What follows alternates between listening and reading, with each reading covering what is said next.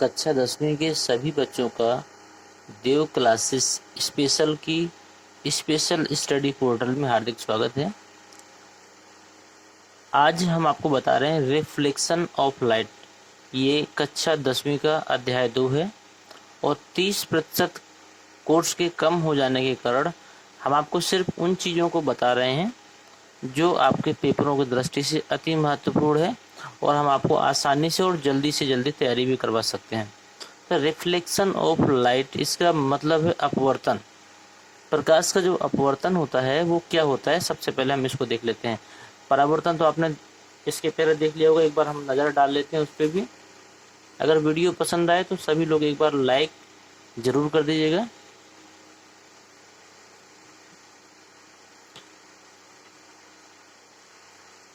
ये देखिए, ये लिखा हुआ है कि जब प्रकाश किसी पारदर्शी माध्यम से टकराकर अपने मार्ग में ये अपवर्तन की देखिए परिभाषा भी लिखी। जब प्रकाश किसी पारदर्शी माध्यम से टकराकर अपने मार्ग में विचलित हो जाता है तो ये घटना क्या कहलाती है, अपवर्तन कहलाती है। इसी का थोड़ा सा विपरीत है परावर्तन। परावर्तन का है कि जब प्रकाश किसी चिकने चमकदार तल पर टकराकर अपने मार्ग में वापस हो जाता है, मतलब उसी तल में वापस हो जाता है, तो वह घटना क्या कहलाती है, परावर्तन कहलाती है।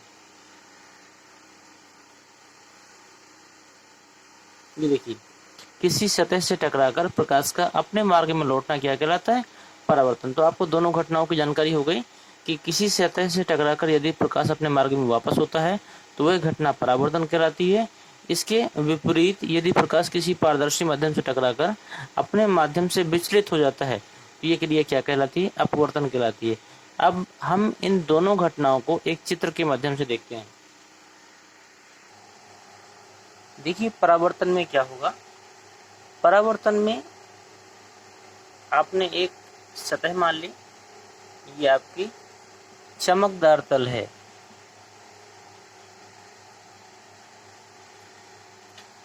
यदि प्रकाश इस तल पे टकराएगा तो इसी तल में वापस हो जाएगा, ये घटना कहलाएगी परावर्तन। इसमें ये जो किरण होती है ये कहलाती है परावर्तित किरण, ये कहलाती है आपकी परावर्तित किरण। और ये जो आने वाली किरण होती है इसे हम कहते हैं आपतित। इसे कहते हैं हम आपतित किरण। ये आपतित किरण हो गई, ये परावर्तित किरण हो गई। और इसमें यदि हम अभिलंब डाल दें तो इसमें आप देखेंगे जो आपतन कोण होता है I और जो परावर्तन कोण होता है R, ये आपस में बराबर होते हैं। तो ये घटना क्या कहलाती है, परावर्तन की घटना। इसमें आप कह सकते हैं कि जब प्रकाश की कोई किरण चमकदार चिकने तल में टकराकर उसी तल में वापस हो जाती है तो ये घटना प्रकाश का परावर्तन कहलाती है। अब हम देखते हैं अपवर्तन की घटना। अब देखिए, अपवर्तन में क्या होगा। अपवर्तन में मान के चलिए ये एक कोई तल है जो पारदर्शी तल है, आप मान सकते हैं पानी की सतह। इसमें जब कोई प्रकाश की किरण आएगी, तो वह अपने मार्ग से कुछ विचलित हो जाती है। ये देखिए, ये सीधा मार्ग हो गया जिसको हमने डैश डैश के रूप में बना दिया है। ये किरण अपने मार्ग से कुछ आगे बढ़ जाएगी, ये अपने मार्ग से कुछ अंदर की ओर हो जाएगी। यदि हम इसमें एक अभिलंब डालें तो आप देखेंगे कि ये जो आपकी प्रकाश की किरण थी ये अपने मार्ग से कुछ विचलित हो जाती है। तो ये थी आपकी आपतित किरण, ये थी आपकी अपवर्तित किरण। ये आपकी अपवर्तित किरण है, अपवर्तित किरण। तो इस परिभाषा को देख लेते हैं। जब कोई किरण किसी पारदर्शी माध्यम में टकराती है तो वह अपने अभिलंब की ओर झुक जाती है या अपने अभिलंब से दूर हट जाती है। यह घटना प्रकाश का अपवर्तन कहलाता है। इस घटना के अनुसार क्या होता है, आपतन कोण की ज्या, इसको हम I बोलेंगे और इसको हम बोलेंगे R। इसमें क्या होता है, इसके अनुसार आपतन कोण की ज्या मतलब साइन आई, साइन आई, और अपवर्तन कोण की ज्या मतलब साइन आर का अनुपात एक नियतांक होता है, इसे हम समानुपाती एन के भी बराबर कर सकते हैं। तो ये आपको अपवर्तन की घटना आती है। और देखते हैं इसके अंतर्गत क्या चीजें हैं जो प्रश्न पूछे जा सकते हैं पेपर में। देखिए इसमें कुछ प्रश्न आए हैं। निर्वात में प्रकाश की चाल सबसे अधिक होती है। अगला प्रश्न इसमें जिस माध्यम से होकर प्रकाश गुजरता है उसे प्रकाशिक माध्यम कहते हैं। जिस माध्यम से होकर प्रकाश आर पार निकल जाता है उसे पारदर्शी माध्यम कहते हैं, जैसे आपका हवा हो गया, कांच हो गया इत्यादि। अगला है आपका जिस माध्यम से होकर प्रकाश का कुछ भाग ही निकल पाता है उसे हम पारभासक माध्यम कहते हैं, जैसे पानी और हल्के कपड़ों से प्रकाश का कुछ भाग ही बाहर निकलता है। अगला जिस माध्यम से होकर प्रकाश नहीं निकल पाता है उसे हम अपारदर्शी कहते हैं, जैसे लकड़ी हो गई, मिट्टी हो गई, लोहा हो गया या फिर कोई धातु हो गई, इनसे प्रकाश निकलकर बाहर नहीं जा पाएगा। अगला यदि किसी स्थान से आकर प्रकाश किरण एक ही बिंदु पर मिलती हों तो उन किरणों को अभिसारी किरणें कहते हैं। यदि एक ही स्थान पर मिलती हुई प्रतीत हो तो वो क्या कहलाएंगी? अभिसारी किरणें कहलाएंगी। यदि प्रकाश किरण एक ही बिंदु से आ रही हो तो उन किरणों को अपसारी किरण कहेंगे। इनके भी उदाहरण हम देख लेते हैं चित्र के माध्यम से। देखिए एक चित्र एक छोटा सा बनाया गया है। इसमें देखिए बाहर से जो किरणें आ रही हैं वो किसी एक बिंदु पर मिलती हुई प्रतीत हो रही हैं। यदि इस प्रकार की कोई घटना होती है तो वो क्या कहलाएगी? अभिसारी कहेंगे। इसके विपरीत क्या होगा? यदि हम इसी बिंदु से किरणों को बाहर की तरफ निकाल दें तो कहलाएगी अपसारी। जैसे सूर्य होता है, सूर्य से किरणें बाहर की ओर निकलती हैं, मतलब एक बिंदु से बाहर की ओर निकलती हैं, तो अभिसारी किरण का एग्जाम्पल होगा। और यदि आपने लेंस यूज किया हो तो लेंस में आपने देखा होगा कई सारी किरणें लेंस में पड़ती हैं, लेकिन उससे एकत्र होकर वो एक बिंदु बना देती हैं उनको, और उस घटना को हम अभिसारी किरण का नाम देंगे। आगे देखते हैं। यदि प्रकाश किरण एक दूसरे के समांतर हैं तो इस तरह की किरणों को समांतर किरण कहते हैं। यदि प्रकाश किरण एक दूसरे के समांतर हैं तो इस तरह की किरणें क्या कहलाएंगी? समांतर किरणें कहलाएंगी। अगला है जिस तरह के प्रकाश का परावर्तन होता है, जिस सतह से, जिस तल से प्रकाश का परावर्तन होता है उसे परावर्तक तल कहते हैं। परावर्तक तल होता है और इसके दो नियम हैं। दो नियम में पहला नियम क्या है कि आपतित किरण, अपवर्तित किरण तथा आपतन बिंदु तीनों एक ही तल में होते हैं। और अगला नियम है ये आपतन कोण, अभी बताया था आपको, कोण आई तथा अपवर्तन कोण आपस में बराबर होते हैं। अगला है परावर्तन के बाद यदि प्रकाश किरण किसी बिंदु पर वास्तव में मिलती है तो वास्तविक प्रतिबिंब प्राप्त होता है। ध्यान दीजिएगा, परावर्तन के बाद यदि प्रकाश किरणें किसी बिंदु पर वास्तव में मिलती हों तो यह घटना क्या कहलाएगी? वास्तविक प्रतिबिंब की प्राप्त होने की स्थिति होगी। इसे पर्दे पर प्राप्त किया जा सकता है। या फिर आपके पास यदि कभी प्रश्न आ जाए कि पर्दे पर जो प्रतिबिंब प्राप्त किया जाता है वो कैसा होता है, तो आपका वास्तविक प्रतिबिंब होगा। अगला, यदि परावर्तन के बाद प्रकाश किरणें किसी बिंदु पर वास्तव में न मिलती हों लेकिन मिलती हुई प्रतीत होती हों, तब प्राप्त होने वाला प्रतिबिंब जो होगा वो आपका आभासी प्रतिबिंब कहलाएगा। इसे पर्दे पर प्राप्त नहीं किया जा सकता, इसका केवल फोटो लिया जा सकता है। ये फोटो लेते समय आपने देखा होगा फ्लैश चमकता है और इसके बाद में उसे हम दोबारा नहीं देख सकते हैं। तो यही चीज है कि ये आपका आभासी कहलाएगा, लेकिन जो पर्दे पर प्राप्त होगा उसे वो क्या कहलाएगा? वास्तविक कहलाएगा। आगे है अवतल दर्पण से प्रकाश का परावर्तन दबे हुए भाग से होता है। अवतल दर्पण से प्रकाश का परावर्तन दबे हुए भाग से होता है, लेकिन उत्तल दर्पण से प्रकाश का परावर्तन उभरे हुए तल से होता है। अवतल दर्पण की फोकस दूरी ऋणात्मक होती है, परंतु उत्तल दर्पण की फोकस दूरी धनात्मक होती है। गोले दर्पण की फोकस दूरी का जो सूत्र है और जो आप संबंध भी कह सकते हैं कि फोकस दूरी और वक्रता त्रिज्या में क्या संबंध है, वो होती है फोकस दूरी वक्रता त्रिज्या की आधी होती है। ये संबंध बनेगा आपका F=R/2। अगला है अवतल दर्पण द्वारा प्रतिबिंब का बनना। क्या स्थिति होगी जब हमारा प्रतिबिंब तैयार होगा? इसका है जब वस्तु अनंत पर होगी तब प्रतिबिंब दर्पण के मुख्य फोकस पर वास्तविक बनेगा, उल्टा तथा वस्तु से बहुत छोटा बनेगा। लेकिन जब वस्तु अनंत तथा वक्रता केंद्र के बीच में स्थित होगी तब प्रतिबिंब दर्पण के मुख्य फोकस तथा वक्रता केंद्र के बीच में वास्तविक उल्टा तथा वस्तु से छोटा बनेगा। तीसरी कंडीशन है कि जब वस्तु दर्पण के वक्रता केंद्र पर स्थित होगी तब प्रतिबिंब कैसा बनेगा? तब प्रतिबिंब आपका बनेगा दर्पण के वक्रता केंद्र पर वास्तविक बनेगा, उल्टा बनेगा तथा वस्तु के बराबर का बनेगा। ये कुछ कंडीशन है। चौथी कंडीशन है जब वस्तु वक्रता केंद्र तथा मुख्य फोकस के बीच में स्थित होगी तब प्रतिबिंब कैसा होगा? तो तब प्रतिबिंब अनंत में बनेगा तथा वक्रता केंद्र के बीच वास्तविक उल्टा तथा वस्तु से बड़ा बनेगा।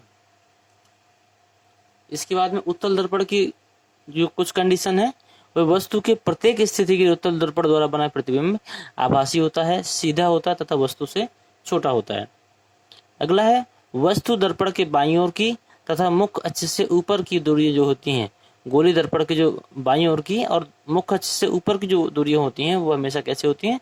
ऋणात्मक होती हैं। ये जो पॉइंट है ये आपका न्यूमेरिकल में काम आएगा, जो प्रश्न को आप हल करते हैं, आंकिक प्रश्न। अगला गोली दर्पण के दाईं ओर की तथा मुख्य अक्ष के नीचे की जो दूरियां होती हैं वो आपकी धनात्मक होती हैं।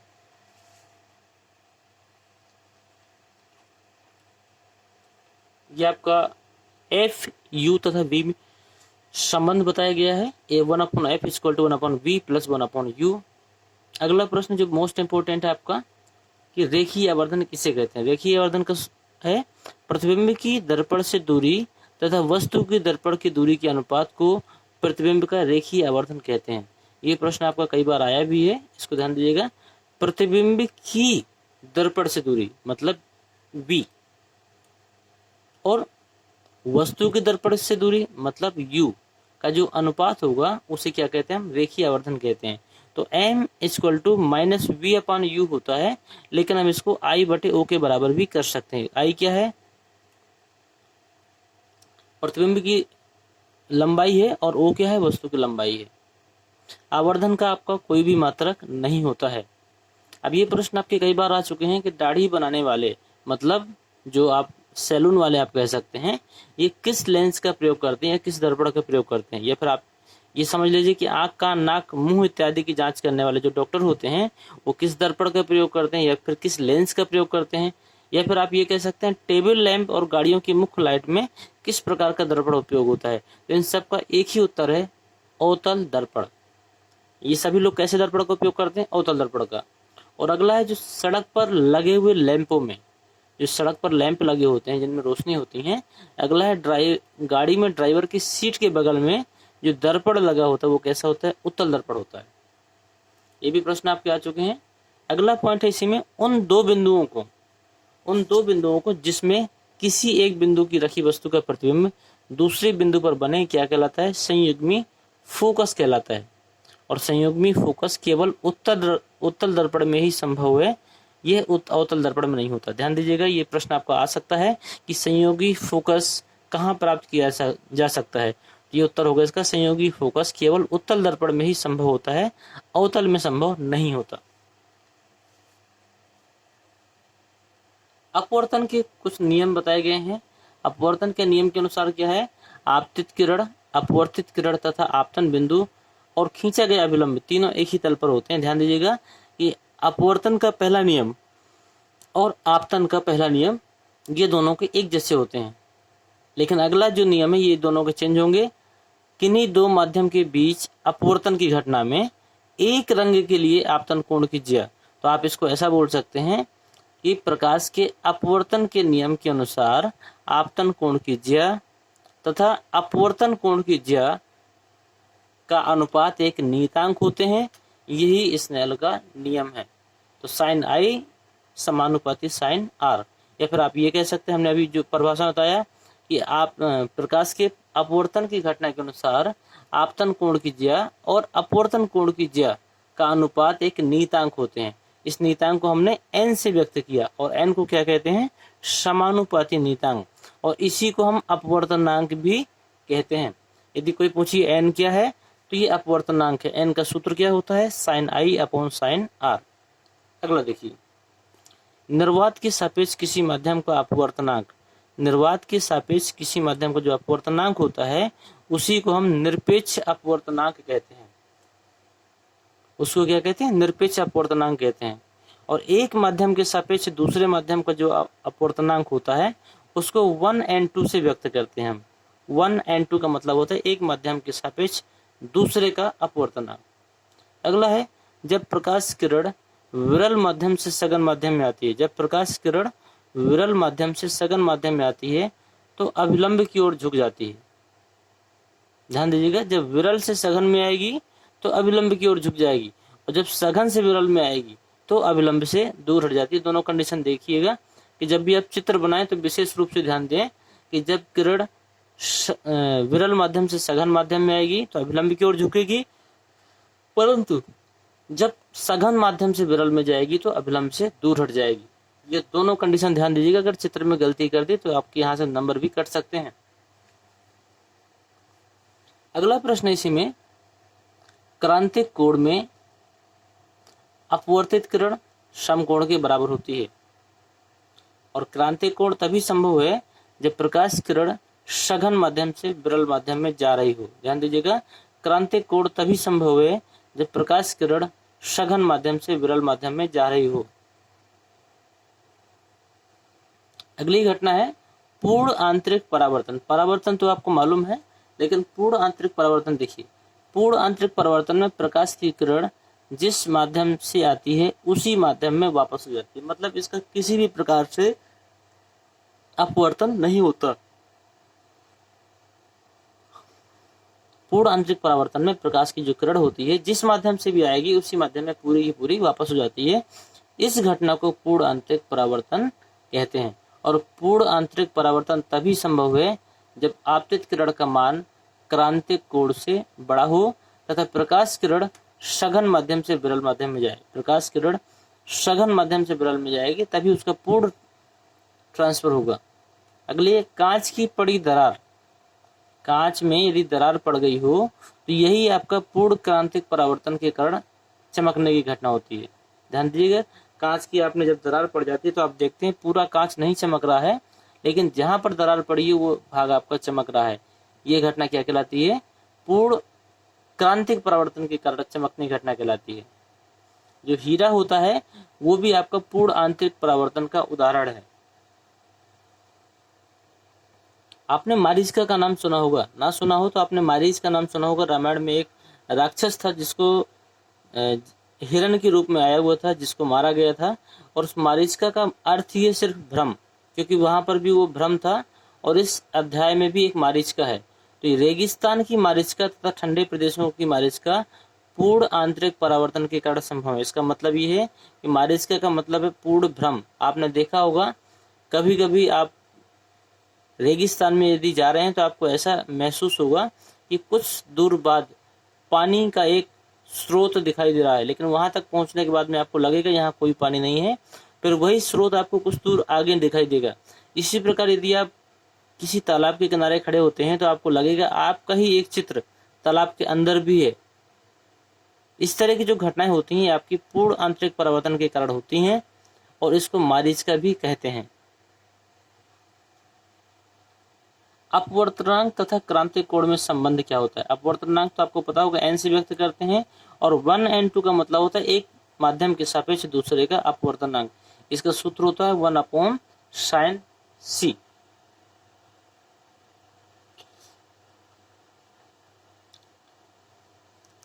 अगला पॉइंट है एक विशेष आपतन कोण के लिए प्रिज्म का विचलन कोण न्यूनतम हो जाता है। एक विशेष आपतन कोण के लिए प्रिज्म का विचलन कोण न्यूनतम हो जाता है, जिसे क्या कहते हैं? अल्पतम विचलन कोण कहते हैं। मोस्ट इंपोर्टेंट प्रश्न भी है और इससे सवाल भी आपके आते हैं। अल्पतम विचलन कोण से सवाल भी आते हैं, इसे हम डेल्टा m से व्यक्त करते हैं। अगला पॉइंट है प्रिज्म पारदर्शी कांच का बना होता है। प्रिज्म जो होता है कैसा होता है? पारदर्शी कांच से बना होता है, जो सफेद प्रकाश उन्हें अवयवी रंगों में बांट देता है। मतलब ये भी आप कह सकते हैं प्रिज्म पारदर्शी कांच का बना होता है, जिस पर यदि सफेद प्रकाश पड़े तो वह उन्हें उसके अवयवी 7 रंगों में बांट देता है, जिसको आप लोग क्या बोलते हैं? बेजानी हपीनाला के नाम से उसके क्रम दिए गए हैं। उसको आगे देखेंगे हम, प्रकाश का क्रम क्या है। अगला प्रश्न देखिए, प्रिज्म के प्रकाश का अपवर्तनांक। यदि आपको अपवर्तनांक ज्ञात करना है तो n इक्वल टू, ये n का थोड़ा सा निकला हुआ होगा, इसको ईटा भी कहते हैं, n equal to sine a plus delta m upon 2 upon a upon 2, जहाँ पर a क्या है, a आपका कोण है और डेल्टा m क्या है, विचलन कोण है, अल्पतम विचलन भी कह सकते हैं आप इसे। तो प्रिज्म से जो उत्पन्न विचलन होगा उसको हम डेल्टा m से जानते हैं। डेल्टा m यदि हमें निकालना है तो अपवर्तनांक में 1 घटाएंगे और a का गुणा करेंगे यहाँ पर, तो कोष्टक में n-1 इंटू a। और प्रिज्म से जो अवयवी रंग होते हैं, जो गुजारने के बाद में वो अपने 7 रंगों में टूटता है, उनका क्रम होता है VIBGYOR। V for wallet, I for Indigo, B for blue, G for green, Y for yellow, O for orange and R for red. ये इनके क्रम है, जिस क्रम से ये आपके रंग दिखाई देंगे। इसमें ध्यान दीजिएगा, लाल रंग की जो तरंग दैर्ध्य होती है सबसे कम होती है और बैगनी रंग की जो तरंग दैर्ध्य होती है वो आपकी सबसे अधिक होती है। लेकिन लाल रंग का जो प्रकीर्णन होता है, प्रकीर्णन का मतलब फैलना, जो फैलने की घटना होती है वो सबसे कम होती है, इसलिए इसे लाल रंग के खतरे के निशान के लिए भी यूज किया जाता है ताकि वह दूर से दिखाई दे। ध्यान दीजिएगा, जितने भी सिग्नल होंगे वो रेड से इसलिए बनाए जाते हैं और लाल लाइटों का प्रयोग भी इसलिए किया जाता है कि इसका प्रकीर्णन सबसे कम होता है और इसको दूर से भी देखा जा सकता है। तो सभी छात्रों से एक बात पूछेंगे, आपको यदि वीडियो पसंद आया और यदि लगता है कि इसमें आपको महत्वपूर्ण चीज़ें मिली हैं तो आप एक कमेंट अपना ज़रूर दें और इस वीडियो को अधिक से अधिक लोगों तक शेयर करें और चैनल को सब्सक्राइब नहीं किया तो सब्सक्राइब कर लें। और उम्मीद करते हैं सभी छात्रों को कि बिना कोचिंग की फीस दिए हुए आप हमारे चैनल के माध्यम से संपूर्ण तैयारी कर सकते हैं, जो कि बिल्कुल निःशुल्क है। और ज़्यादा से ज़्यादा छात्रों को भी आप हमारे इस मुहिम में शामिल कीजिए। धन्यवाद और मिलते हैं अगले वीडियो में आगे के पार्ट के साथ में।